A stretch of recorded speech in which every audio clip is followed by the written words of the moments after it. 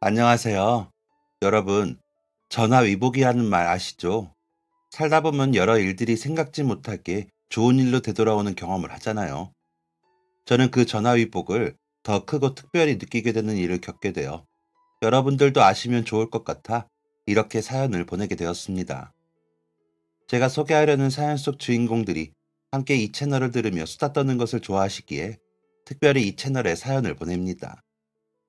이야기의 주인공은 바로 저희 시어머님과 친정엄마이십니다. 아마 이 사연을 읽어주시는 목소리를 들으면 소녀처럼 좋아하실 거예요. 두 분이 점점 더 소녀 같아지고 계시거든요. 결혼식을 올리고 나면 식사 한번 같이 하기도 어려운 사돈 사이에 어떻게 같이 지내시는지 궁금하시죠? 이야기 시작해 보겠습니다. 저와 남편은 사회생활을 막 시작했을 무렵 각자 회사 친구들이 주선한 소개팅에서 만나게 되었습니다.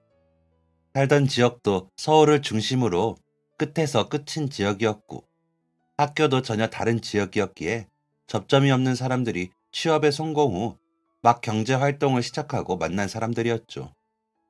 저는 남편을 만나기 전까지 대학교 때 만나던 남자친구들이 있었지만 뭐가 그리 안 맞았는지 오래 만나보지도 못하고 헤어졌었습니다. 그렇게 오랜 기간 연애를 제대로 해본 기간이 길지 않았던 저와는 달리 남편은 고등학교 때부터 군대 갈 때까지 만난 여자친구가 처음이자 마지막 연애였다고 하더라고요. 그런 다른 점에 끌렸던 걸까요? 저희는 너무나 다른 서로에 대해 질문을 하다가 서로에 대해 알게 되었고, 그런 점들이 끌려 세 번인가 만나고 연애를 하게 되었습니다. 하지만 회사를 다니면서 연애를 한다는 건 어려운 일이더라고요. 거리가 멀다 보니 일주일에 한 번 얼굴을 보는 것도 힘들고, 저녁에 잠깐 통화하다가 잠이 들 때도 있고요. 좋아하는 마음이 있었지만 그 마음처럼 주변 환경이 못 받쳐주더라고요. 아마 둘 다 초년생이라 더 그랬던 것도 같습니다. 한쪽이라도 받아줄 수 있는 여유가 있었으면 좋았겠지만 그러질 못했죠. 남의 돈을 버는 일이 그렇게 힘들더라고요. 그러다 보니 시간 맞는 날 만나는 나들이 친구 같은 기분이 들고 의무적으로 만나는 것 같은 느낌에 서로 충분히 상의한 후 만난 지 4개월 만에 헤어지게 되었습니다. 이런 게 어른의 연애구나 하고 느껴질 만큼 원망하거나 싫은 느낌 없이 잘 정리를 하게 되었죠. 그 후로는 일에만 열중했습니다. 워낙 치열한 분야라 한눈 팔 기력도 없더라고요. 그러고는 대리라는 직함을 달 때까지 일만 했던 것 같습니다. 주변에서 해주는 소개팅에 안 나가지 않은 것은 아니었지만 진지한 만남으로 이어지진 않았습니다.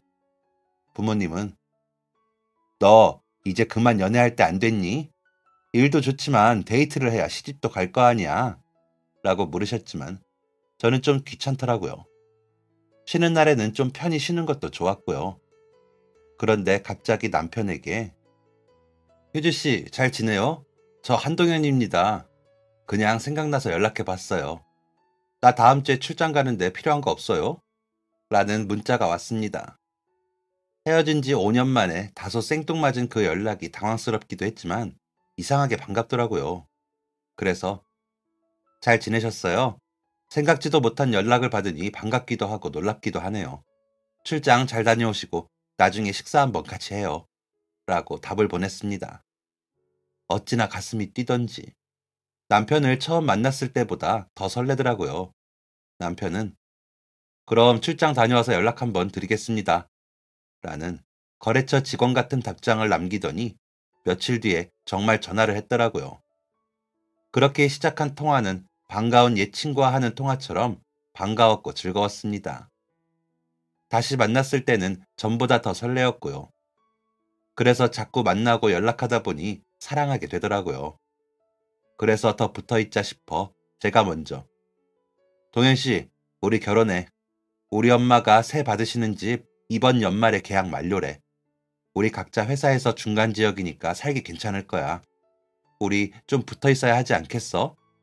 라고 청혼해 버렸습니다. 하지만 남편은 선뜻 대답을 못 하더라고요. 사실 남편은 모은 돈이 많지는 않다고 했었거든요. 남편은 그런 부분에 많이 고민을 하고 위축되어 있는 게 보였습니다.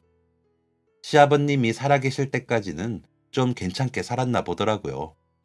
하지만 남편이 초3이 될 무렵 시아버님이 갑자기 돌아가시고 남편보다 3살이 많은 형과 남편을 키우시느라 시어머님께서 안 해본 일 없이 고생을 하셨다고 하더라고요. 그런 어머니 밑에서 각자 알아서 먹고 살자는 생각에 고등학교 때부터 아르바이트를 해 등록금을 모았고 그 돈으로 대학을 갔다고 하더라고요. 아주버님도 군대 다녀오시기 전까지는 그러셨는데 갑자기 군대 동기와 사업을 시작하고 나서부터는 인생은 한 방이야. 언제까지 월급 받아먹고 살래? 라면서 집에 돈을 가져다 쓰기 시작하셨다 하더라고요. 처음에는 돈을 좀 버는 것 같더니 점점 어머니께 손을 벌리기 시작하면서 남편 돈도 쓰더랍니다. 내가 이번 것만 잘 되면 줄게. 라는 말로 가져가서는 갚지 않은 거죠. 그런데도 남편은 평생 두 아들만 보고 사신 어머니가 안쓰러워 형이 달라는 대로 돈을 줬나 봐요. 형과 사이가 나쁜 것도 아니었으니까요. 형이 용돈 하라며 준 돈으로 몇 달을 지내본 적도 있다고 하더라고요. 게다가 사업이 나름 잘 될 때 결혼을 해 정확한 형의 사정을 모르는 형수님과 조카들 생각에 돈을 안 빌려줄 수 없었다고 하더라고요. 그러다 보니 자연히 돈을 모으기가 쉽지 않았겠죠. 그래서 연애나 결혼은 자신과는 먼 일이라고 생각을 했는데 제가 잊히지 않더래요. 시간이 지날수록 더 생각이 나더랍니다. 그래서 혹시나 하는 마음에 연락을 했고 감사하게도 인연이 닿았다며 조금만 기다려주면 내가 더 열심히 돈 모아서 결혼하면 안 될까요? 내가 너무 미안해요. 라고 하더라고요. 남편의 그 말에 저는 누가 조금 더 가지면 어때요? 우리 아빠 택시 운전하시는 거 알죠? 한 푼 두 푼 버는 그 돈 모아 우리 엄마가 마련한 집이고 난 그 집에서 사랑하는 사람이랑 같이 살고 싶어요. 부모님도 그러라고 사두신 집이라고 하셨어요. 살면서 우리 부모님한테 갚으면 되잖아요. 우리 나이도 있고 같이 모으면 더 빨리 돈이 모이지 않을까요? 라며 강력하게 결혼을 어필했습니다. 남편은 그런 저의 말에 고민을 할 시간을 달라고 하더군요. 그래서 알겠다고 대신 너무 오래 기다리게 하진 말아달라고 하고는 기다렸습니다. 일주일이 지나도록 남편에게서는 연락이 없었습니다. 제가 먼저 해볼까도 싶었지만 기다리기로 약속을 했으니 기다려보기로 했습니다. 억지로 기다리며 2주가 지나자 이 남자는 나랑 결혼할 생각이 없구나 싶어 헤어진 걸로 받아들이게 되더라고요. 그런데 그 주 토요일 밤에 술을 잔뜩 마시고 남편이 저희 집 앞으로 찾아왔더라고요.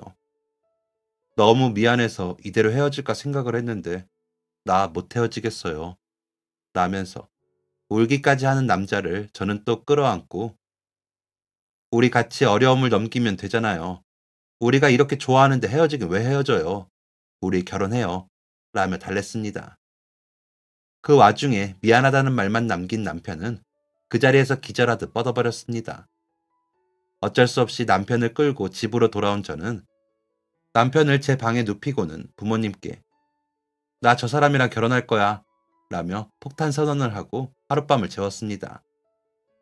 거실에서 자면서 방에는 자는 남편 생각에 괜히 웃음이 나는 걸 억지로 참으며 잠이 들었던 것 같습니다.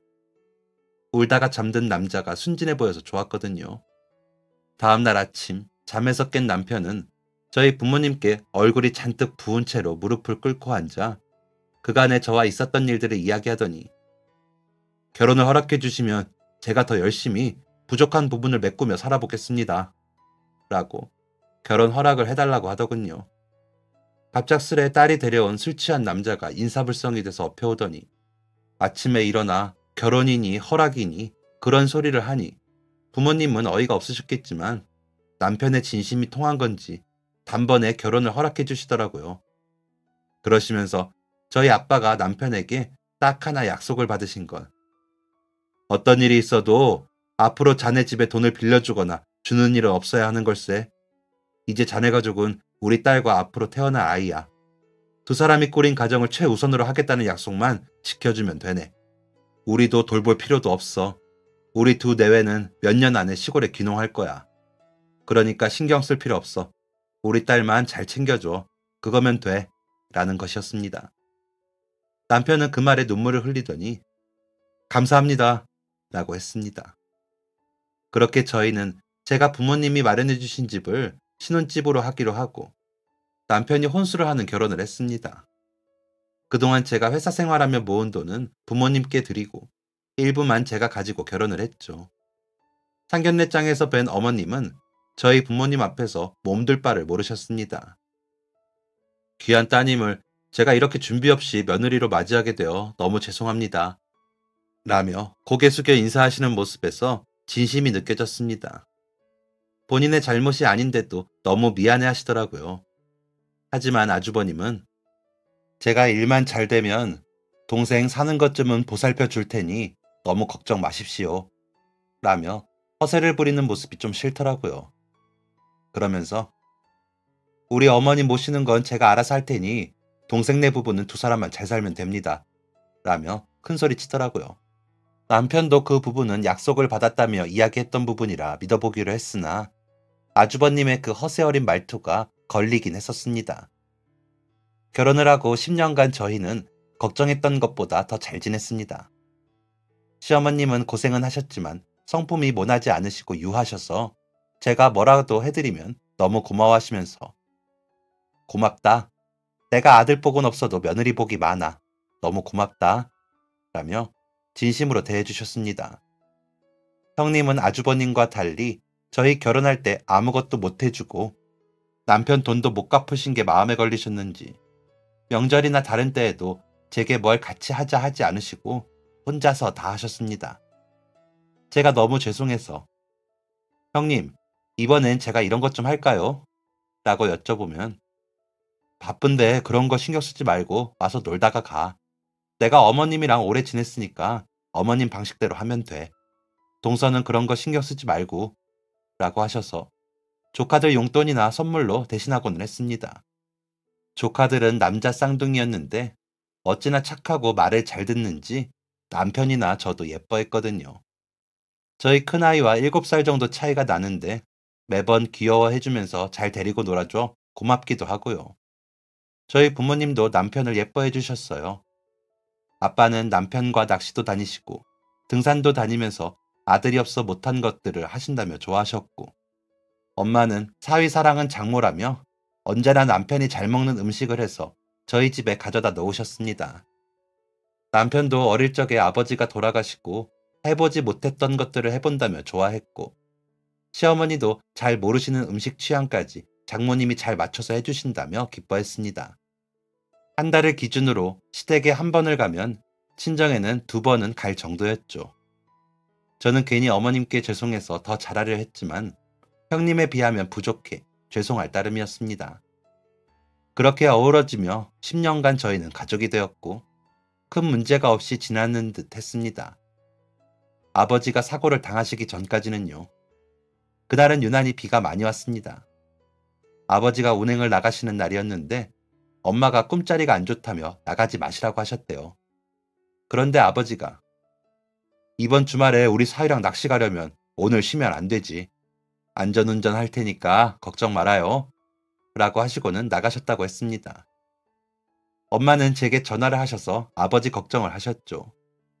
저 역시도 엄마의 그 전화를 대수롭지 않게 여기고는 엄마, 아빠가 택시 운전만 몇 년인데 아직도 그 걱정이야. 비 더 오면 들어오시겠지. 우리 신랑이랑 낚시 가시려고 안 쉬신데? 아이고, 둘이 더 시간을 많이 보내는 것 같아. 아빠한테 한 서방 그만 좀 꼬시라고 해요. 라며 툴툴거리고 전화를 끊었습니다. 저는 그 순간을 두고두고 얼마나 후회하는지 모릅니다. 낚시는 언제든 가도 좋으니 무사히 돌아만 오시라고 했어야 했다는 생각에 죄책감이 들더라고요. 엄마는 더 하셨죠. 내가 너희 아버지 바짓가랑이를 잡아서라도 못 가게 말렸어야 했는데 라는 소리를 장례식 내내 하셨으니까요. 너무 아프고 후회스러웠습니다. 엄마와 제가 그렇게 통화를 하고 얼마 뒤 아버지는 사고를 당하셨습니다. 비가 와서인지 무슨 일이 있었던 거였는지 아침부터 술을 마신 취객과 택시비로 실갱이가 붙게 되었답니다. 택시가 돌아와 택시비가 많이 나왔으니 돈을 못 내겠다는 것이었죠. 하지만 그 취객이 말한 그 길은 침수로 인해 지날 수 없어 돌아서 운행한다고 미리 고지를 했더라고요. 블랙박스에 녹음된 것 보니까 그런데도 돈을 주지 않고 취객은 가려고 했고 아빠가 경찰에 신고를 하는 사이 도망치려는 사람을 잡다가 밀쳐져 빗길에 넘어지시면서 머리를 크게 다친 상태로 아빠는 병원에 실려갔다고 했습니다. 취객은 기억이 나지 않는다며 말로는 미안하다곤 하지만 자신이 한 일이 아니라며 시치미를 떼었습니다. 그나마 다행인 것은 차량 블랙박스에 아빠를 밀치고 달아나는 모습이 찍힌 것이었습니다. 하지만 아빠가 돌아가신 것에 비하면 너무 작은 형량을 받은 피의자는 오히려 저희 가족에게 멀쩡한 사람 이렇게 감옥 보내고 당신네들은 멀쩡히 잘 살 줄 알아? 두고 봐. 내가 다 갚아줄 테니까. 라며 협박을 하고 끌려갔습니다. 피의자 가족들도 죽은 사람은 죽은 사람이고 산 사람은 살아야지. 무슨 억하심정으로 나이 든 사람을 감옥에 보내는 겁니까? 라며 큰 소리를 쳐 저희는 기함을 할 수밖에 없었습니다.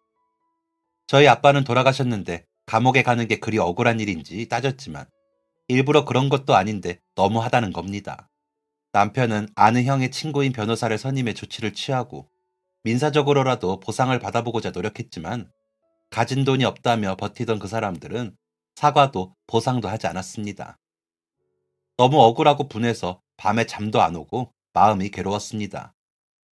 혼자 계실 엄마가 마음에 걸려 매일 엄마 집으로 출근을 했습니다. 그런 저와 저희 엄마를 찾아오신 시어머니는 한참을 우시더니 그래도 산 사람은 살아야 하죠. 사부인 억지로라도 기운을 내세요. 그래야 사돈 어른이 하늘에서 덜 슬퍼하시죠. 아가, 너도 많이 힘들겠지만 어머니 잘 살펴드려라. 알았지? 라고 하시더니 가셨습니다. 엄마는 그런 시어머님과 함께 우시더니 사돈 감사해요. 정신 차리고 추스러 볼게요. 라고 하시더라고요. 정말 그 후에 엄마는 마음을 추스르는 것처럼 보였습니다. 남편도 엄마가 혼자 계시니 전보다 더 자주 아이들과 가보더라고요. 저에게는 그 시간만이라도 혼자 좀 쉬라면서요. 아빠가 돌아가시고 아이들 학교 보내고 엄마와 시간을 계속 보내다가 아이들 끝날 시간에 집에 와 저녁을 먹고 엄마랑 통화한 후 잠이 드는 게 제 일상이었거든요. 갑자기 돌아가신 아빠에 대한 슬픔과 엄마에 대한 걱정을 감당하기에는 제 마음 그릇이 너무 작은 건지 힘들었는데 남편이 그렇게 해주니 너무 고마웠습니다. 아이들도 할아버지의 사고 소식과 재판 소식에 놀라고 슬펐을 텐데 남편이 어떻게 잘 이야기했는지 의젓하게 엄마와 저를 위로해 주더라고요. 그런 저희 가족의 노력에도 엄마는 점점 더 어두워지셨습니다. 집에 가보면 집은 정리가 되지 않아 엉망진창이었고 TV는 볼륨이 잔뜩 높여진 채로 켜져 있었습니다. 커튼이 쳐진 집은 너무 캄캄한데 엄마는 불도 켜지 않고 가만히 앉아 TV를 보고 계시더라고요.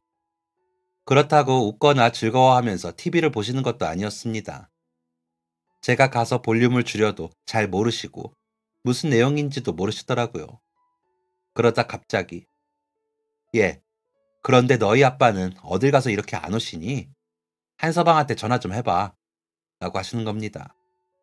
제가 깜짝 놀라 엄마, 오늘이 며칠이야? 하고 물으니 오늘? 글쎄, 오늘이 2월 3일이던가? 하며 달력을 보는 엄마의 눈은 텅 비어 있었습니다.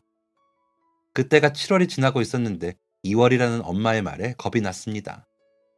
엄마까지 정신을 놓으면 저는 정말 어떻게 해야 할지 모르겠더라고요.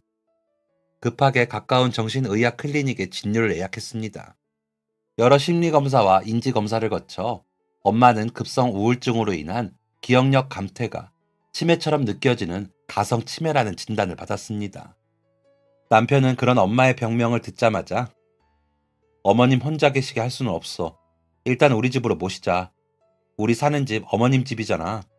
애들이랑 지내시면 기분이 좋아져서 증상도 좋아지실 거야. 내가 찾아보니까 우울증으로 발병한 치매는 상황에 따라 좋아진다고 하더라. 라며 본인이 더 나서서 엄마를 모시고 집으로 왔습니다. 그런데 엄마가 여기 너무 오래 있었어. 너희 아버지가 기다린다니까. 얼른 가야 해. 라며 불안해하셔서 아이들과 상의 끝에 엄마 집으로 저희가 들어가는 걸로 결론을 내리고 이사를 했습니다. 엄마 아빠가 함께 사시던 그대로를 유지하면서 저희가 들어간 게 티가 나지 않아야 했기에 이사 내내 신경을 얼마나 썼는지 모릅니다. 아이들은 방도 더 많다고 좋아했지만 저는 마음이 안 좋았습니다. 그런 집에서 아빠가 어디선가 나타날 것 같은 기분이 들었다고 할까요? 제가 그런데 엄마는 혼자서 오죽하셨을까요? 저희가 이사를 오고 나서도 엄마는 매일 창밖을 보며 아빠를 기다리셨습니다. 하지만 아빠는 돌아오시지 않았죠. 그래서인지 엄마의 우울감은 더 커졌고 치매 증상도 점점 더 심해지셨습니다. 처음에는 저에게 아빠 소식을 물으시더니 제가 아빠는 이제 못 와 라고 답을 할 때마다 제 어깨를 꼬집으시며 우시더라고요. 그러시더니 점점 화를 내시면서 왜 너희 아빠 새장가라도 보냈니? 그래서 이렇게 안 오는 거야? 라며 저를 흘겨보셨습니다. 그나마 다행인 건 저희 남편에게는 한서방 내가 너무 속상해 라며 붙들고 울기만 하시는 거였습니다. 그러더니 점점 저에게 심술을 내시면서 밥을 안 준다, 빨래에 독을 탔다, 옷에서 뱀이 나온다, 간식에 이상한 짓을 하고 준다라며 이상한 말들까지 하기 시작하셨습니다. 아이들은 그렇게 달라진 할머니가 이상하다고 느껴졌는지 전처럼 곁에 가지 않더라고요. 저는 저대로 신체적으로나 마음적으로 엄마에게 시달리다 보니 피폐해져 갔습니다. 가장 의지하던 사람이 가장 저를 속상하게 하는 존재가 되다 보니 정말 마음이 오갈 곳을 정하지 못하겠더라고요. 남편은 그런 제게 나도 어렸지만 아버지가 돌아가시고 얼마나 방황을 했는지 몰라. 어머님과 당신의 이런 반응은 지극히 정상인 거야. 아버님이 너무 좋은 분이셨기에 우리가 더 속상한 거지. 어머님도 조금만 더 지나면 나아지실 거야. 그런데 우리 여보가 힘들어서 걱정이다. 하면서 위로를 해주었습니다. 그런 남편의 위로가 없었다면 정말 그 시간을 어떻게 보냈을지 저로서는 상상도 하고 싶지 않을 정도였습니다. 그러면서 생각한 게 아빠가 남편 같은 사위랑 시간을 보내고 돌아가실 수 있어서 다행이라는 생각도 했고요. 그래서 엄마에게도 우리가 곁에 있다는 걸 알리기 위해 부지런히 노력을 했습니다. 그런데도 엄마는 제가 아이들과 있거나 남편과 있는 걸 샘을 내듯이 눈을 흘기며 씩씩거리시기도 하고 그 사이에 끼어들어 해방을 놓으시기도 했습니다. 한 번은 아이들과 집으로 들어서는데 그 사이에 너무 크게 밀치고 들어와 제가 벌러덩 넘어지기까지 했죠. 그걸 본 아이들이 놀라 울기도 했고요. 집안 분위기는 말 그대로 난리도 아니었습니다. 저는 점점 지쳐가고 있던 것 같기도 합니다. 엄마가 더 안 좋아질 일밖에 없다는 생각이 들더라고요. 그러는 와중에 남편이 갑자기 술을 마시고 늦게 들어오는 일이 잦아졌습니다. 술을 마시지 않고 들어오는 날에는 혼자 술을 마시고 한숨을 쉬다 눈물을 닦고 잠이 들더라고요. 제가 까닭을 물어도 내가 못나서 그래 아무것도 아니야 라고 답하며 울다가 잠이 들 뿐이었고 다음날 아침에도 아무 말 없이 나가기를 며칠 동안 반복하더라고요. 그런 남편을 보고 저는 저 사람도 지쳤나 보다. 그래 아무리 좋은 사람이어도 제 부모가 아닌데 힘들고 지치겠지 라고 생각을 하면서 이해를 하기는 했지만 내심 서운하기도 했습니다. 엄마가 일부러 그러는 것도 아니고 아파서 그런 건데 그렇게 술을 마시고 올 필요가 있나 싶더라고요. 저도 지친 와중이다 보니 여차하면 이혼하고 엄마랑 나 둘이서 버텨야겠다는 생각을 할 정도였습니다. 저도 우리 엄마인데도 불구하고 지치고 힘든데 아이들과 남편을 오죽할까 싶기도 했거든요. 그렇게 마음을 졸이고 속 끓이던 며칠을 보내고 있는데 형님께 의외의 전화를 받고 남편이 왜 그랬는지 알게 되었습니다. 동서, 이야기 들었지? 정말 미안해. 우리도 어떻게 해보지를 못했어. 나도 너무 늦게 알아서 너무 급하게 일이 진행이 됐어. 이 집 팔고 정리되는 대로 우리 친정오빠 살고 있는 말레이시아로 갈 거야. 가서 오빠 일 도우면서 돈 모아서 얼른 어머님 모시러 올게. 정말 미안해. 동서 어머님 때문에 속상한 거 아는데 우리까지 이래서 내가 정말 면목이 없다. 라고 하시는데 형님, 무슨 말씀이신지 모르겠어요. 말레이시아라니요? 형님 이민 가세요? 라고 되물었습니다. 그러자 형님은 아직 이야기 못 들었구나. 어머 어떡해. 동서 사실은 우리 남편 돈 못 물어주면 사기죄로 감옥 가게 생겼어. 라고 하시는 겁니다. 한참을 훌쩍이며 형님이 말씀해 주신 내용으로는 아주버님이 하신다는 사업이 중국이나 베트남에서 자원을 사다가 우리나라에 파는 일이라고 하셨답니다. 물건은 주고받았는데 중간에 브로커를 하는 동기라는 사람이 자꾸 돈을 가로채 아주버님이 메꾸길 여러 차례 하셨다고 하더라고요. 그러면서 남편 돈도 가져다 쓰시고 집안의 돈도 쓰신 거라고요.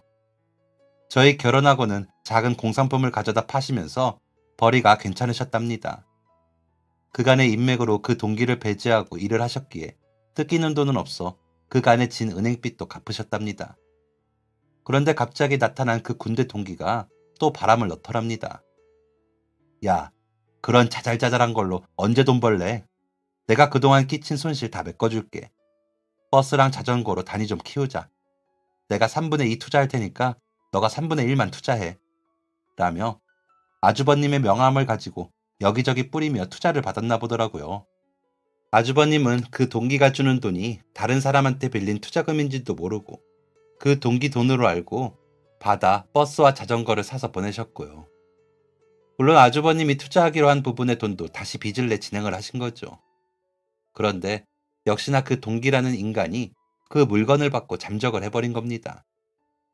투자금이라고 주었던 돈도 아주버님 이름과 사무실을 자신의 것처럼 사람들에게 소개하고 돈을 받으며 빚을 진 거였고요. 그렇게 빌린 투자금은 반만 아주머님께 주고 나머지는 본인이 갖고 간 거죠. 물건도 함께요. 그 빚을 오로지 다 떠안게 된 아주버님은 그 동기와 동업자라며 사기죄로 고소를 당하셨고 그 문제 해결이 안 되면 감옥에 가야 하는 상황인 겁니다. 그래서 살고 있는 집을 팔아 일부 변제를 하고 다달이 얼마씩 변제를 하기로 하고 말레이시아로 가시는 거라는 겁니다. 그런데 어머니까지 모시고 갈 수가 없어 저희에게 어머님을 조금만 모셔주면 몇 년 안에 와서 모시고 가겠다고 남편에게 이야기하셨다는 겁니다. 그 말을 들은 남편은 처음에는 우리 장모님 지금 어떤 상황인지 알잖아. 나도 장모님 집에 얹혀 사는데 엄마까지 내가 어떻게 모셔? 라며 펄쩍 뛰더랍니다. 그도 그럴 것이 결혼할 때 장담한 것 중 하나가 그 문제였으니까요. 하지만 두 아들 키우느라 고생한 어머니를 외면하자니 괴로웠겠죠. 형님의 이야기를 듣고 나니 남편의 갑작스러운 변화들이 이해가 되면서도 화가 났습니다. 어쨌거나 어머니가 보태서 산 그 집을 판 아주버님과 형님이 어머니를 모시고 가면 될 일인데 우리에게 책임을 전가하는 것처럼 보여 싫더라고요. 게다가 성취하는 엄마 한 분 모시는 것도 힘든데 어머니까지 모셔야 하는 부분이 부담스럽기까지 했습니다.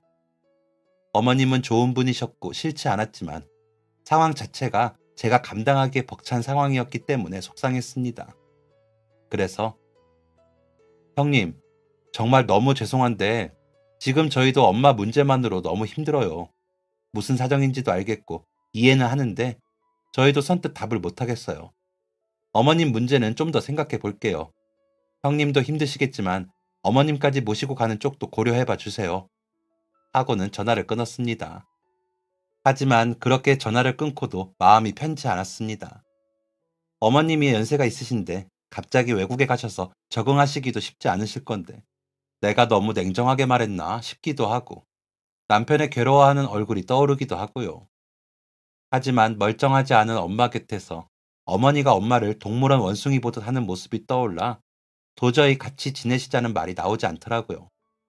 남편에게도 선뜻 아는 체를 못하고 며칠을 고민했습니다. 그러는 사이 남편은 점점 더 술을 더 마시고 들어와서는 아이들 방에서 잠이 드는 경우까지 늘어나더라고요. 말로는 제가 겨우 잠들었을 텐데 깰까봐 그랬다는데 본인도 마음이 복잡했겠죠. 그런 남편에게 미안해졌습니다. 엄마의 병을 처음 알고 남편은 한치의 스스럼 없이 엄마를 우리가 모시자고 이야기했는데 저는 그저 싫다고만 생각하면서 못된 마음을 먹고 있다는 생각이 들더라고요. 제 자신에게 실망스럽기도 했습니다. 어머님이 제게 해주신 좋은 말들과 진심 어린 행동들을 떠올리면서 마음이 무거워지더라고요. 그래서 아이들이 학교에 가고 TV를 보는 엄마 곁에 앉아 이야기를 하면서 내가 너무 이기적이야. 우리 어머님 진짜 나한테 잘해주셨는데 우리 신랑은 엄마 문제나 아빠 문제를 언제나 최우선으로 여기고 먼저 나서서 해결했는데 나는 나 혼자만 힘들 줄 알고 이런다. 뻔히 남편 괴로워하는 것 보면서 어쩜 이렇게 못되게 이럴까? 하고 하소연을 했습니다. 그러자 아무 생각 없이 듣는 것 같던 엄마가 사돈 모시고 와. 어려울 때 서로 도와야지. 그래야 너도 마음이 편한 거 아니야? 한서방도 그래야 속이 좀 편하지. 모질지 못한 사람이잖아. 많이 힘들 거야. 라며 아프지 않을 때처럼 대답을 하시더라고요. 그렇게 말해주는 엄마가 고마워서 끌어안으며 역시 우리 엄마는 현명해. 고마워 엄마. 라고 하는데 그나저나 이 양반은 왜 이렇게 안 오시니? 얘 전화 좀 해봐라. 이상하게 늦어 요즘. 이라는 엄마의 말에 저는 그냥 울었습니다. 그러면서 한편으로는 이런 엄마에게 아무렇지 않게 일상적인 말을 건네주는 남편에게 저는 무슨 짓을 하고 있는 건가 싶더라고요. 그래서 그날 저녁 퇴근한 남편에게 어머니 모시고 와. 내가 많이 부족한데 그래도 해볼게. 솔직히 자신은 없는데 해볼게. 라고 했습니다. 그러자 남편은 말을 하지 못하더니 제 손을 잡고 고개를 푹 숙이고 울면서 내가 더 잘할게. 내가 100배, 1000배 노력할게. 진짜 너무 미안해. 라는 겁니다. 그래서 나도 미안해.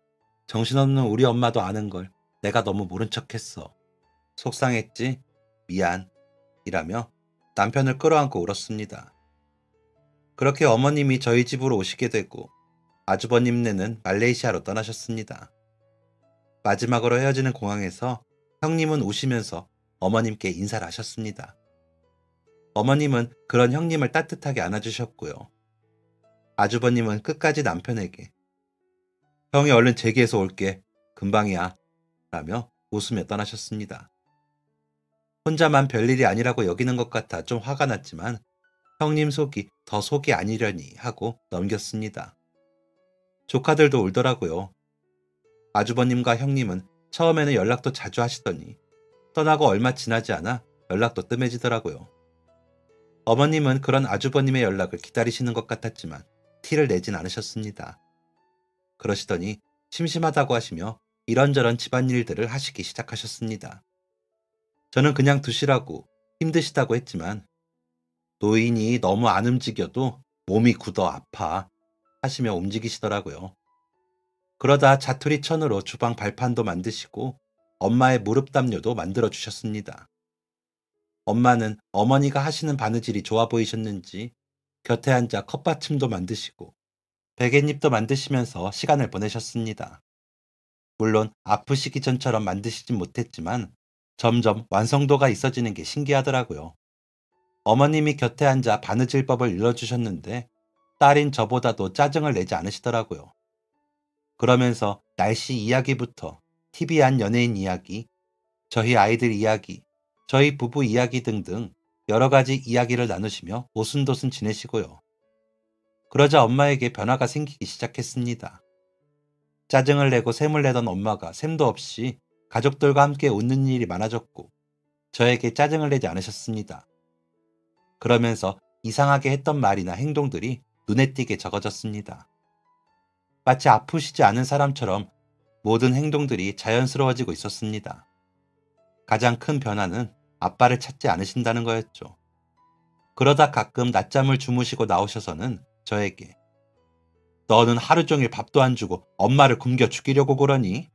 라며 화를 내려고 하시는 걸 어머님이 사돈, 아까 낮잠 주무시기 전에 아가가 국수 끓여줬잖아요. 저랑 너무 맛있다고 드셔놓고는 저녁에는 밥으로 달라고 해서 먹을까요? 라며 말씀을 하시니 엄마는 어머 맞다. 내 정신 좀 봐. 딸 미안. 엄마가 너무 잤나 보다. 출출해서 밥을 안 먹은 줄 알았어. 우리 밥 먹을래? 아니다. 간식을 먹을까? 라며 웃으시더라고요. 그렇게 중재를 해주시는 어머님이 계시니 엄마의 변화가 점점 눈에 띄게 나타나고 아이들도 다시 전처럼 할머니 곁에 앉아 놀기도 하고 학교에서 무슨 일이 있었는지 이야기도 해드리면서 웃는 시간이 길어졌습니다. 엄마는 짧아졌던 기억하는 시간이 점점 더 길어졌고요. 그러면서 전처럼 집안일을 하시거나 깊숙이 넣어둔 물건들을 다시 찾아내기도 하셨습니다. 그런 엄마의 변화에 가장 기쁜 건 저였지만 남편 역시 놀라며 어머님께 엄마, 어떻게 하신 거예요? 와, 장모님이랑 와이프가 이제 좀 덜 힘드시겠어요. 우리 엄마 최고네. 라면서 어머니를 칭찬했습니다. 병원에서도 엄마의 상태가 너무 좋아졌다고 하시며 이대로만 좋아지시면 정상적으로 생활하시는데 지장이 없어지는 건 금방이겠어요. 시어머님이 너무 잘 챙겨주시는 게 어머니 마음의 위로가 된 것 같아요. 라고 하시더라고요. 그래서 어머님께 어머니 덕분에 엄마가 많이 좋아졌다고 하시더라고요. 너무 감사해요. 이렇게 좋을 걸 제가 겁부터 먹고 선뜻 어머니 모시지 못한 거 너무 죄송해요. 라고 감사와 죄송한 마음을 다 털어놓았습니다. 그러자 어머님께서는 웃으시면서 아가, 지금 이렇게 잘 지내는 것도 다 네 덕이다. 어머님한테 내가 뭐 특별히 한 게 있니? 그저 노인네들 노닥거리는 거 매번 똑같지. 관심사가 비슷하니까 말이 통하고 그런 것들로 이야기를 나누다 보니까 어머니도 정신이 돌아오시나 보지. 내가 한 건 아무것도 없어. 그저 나 심심해서 말상대나 해주십사 하고 곁에서 떠든 것밖에 없어. 나까지 너한테 짐이 될까 싶어서 그게 걱정인 거지. 내가 자식 농사를 열심히는 지었는데 한 놈이 실패다. 큰애한테 미안하고 너한테도 미안하고 그렇지. 내가 뭘 한 게 있니? 라고 하셨습니다.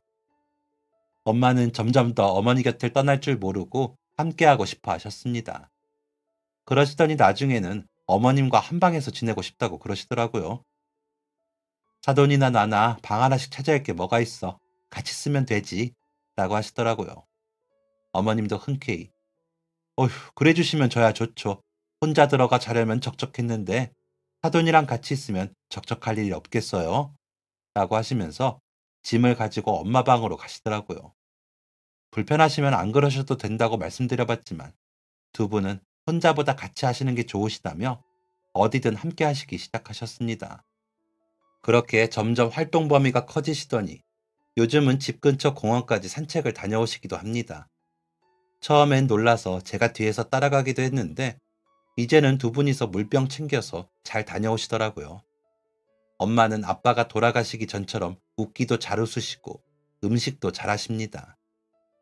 어머니는 그런 엄마께 사돈 덕분에 제가 살이 부쩍 쪘어요. 음식을 어쩜 그렇게 맛있게 잘하세요. 우리 아들 말대로 엄청나요. 라며 칭찬을 해주십니다. 그러면 엄마는 신나서 더 열심히 음식을 하시죠.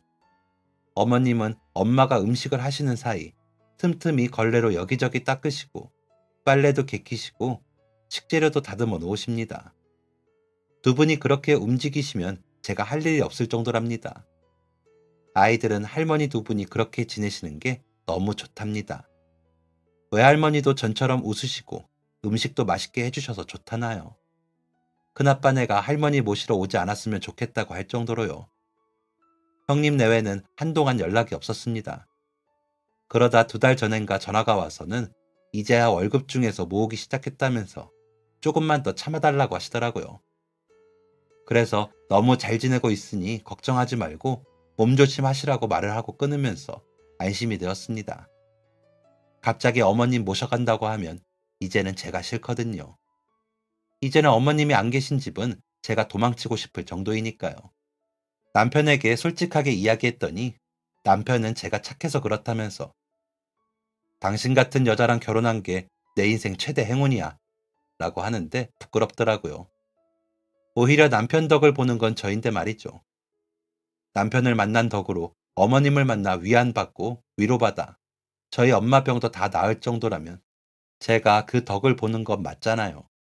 물론 그 전부터 남편이 잘해주었지만 힘들고 아픈 일이 있고 나서도 변함없이 곁에서 저와 저의 친정을 위해 애써준 덕분에 지금이 있을 수 있다고 생각합니다.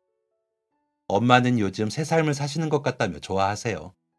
어머님은 꾸준히 무언가 해주고 싶어 하시고요. 솔직히 어머님까지 모시게 되었을 때는 너무 힘들었는데 이제는 어머님 안 계시면 저랑 저희 엄마가 어찌 사나 싶습니다. 진짜 전화위복 아닌가요? 그런데도 다들 그러더라고요. 시어머니와 친정엄마 다 모시고 사는 거 대단하다고요. 이번 여름에는 엄마와 어머님 저 셋이서 국내 버스 패키지 여행 가기로 예약을 해놓았는데 그렇게 말하면서 놀라더라고요. 하지만 이번 기회에 확실히 하고 싶네요. 저희가 그 덕을 보면서 더 행복해지고 있다고 말이죠. 남들은 힘든 일이라고 할지 몰라도 제게는 아주 큰 행복이라고도 말씀드리고 싶네요. 여러분들도 잘 찾아보시면 저처럼 전화위복이 될 일들이 많으실 거예요. 그렇게 찾은 복 놓치지 않고 잘 간직하셔서 더 행복한 삶이 되시길 바라겠습니다. 저희도 어렵게 되찾은 이 행복들을 더 열심히 지키고 다듬으면서 예쁘고 행복하게 살겠습니다. 그리고 무엇보다 서로가 서로를 사랑하는 마음이 있다면 다 이겨낼 수 있다는 믿음도 굳건하게 다지면서 살게요. 그러면 더 행복해질 것 같아요. 여러분들도 행복하시길 바라며 글을 마치겠습니다. 감사합니다. 지금까지 사연 들어주셔서 감사합니다. 사연이 재밌으셨다면 구독과 좋아요를 눌러주세요. 감사합니다. 안녕히 계세요.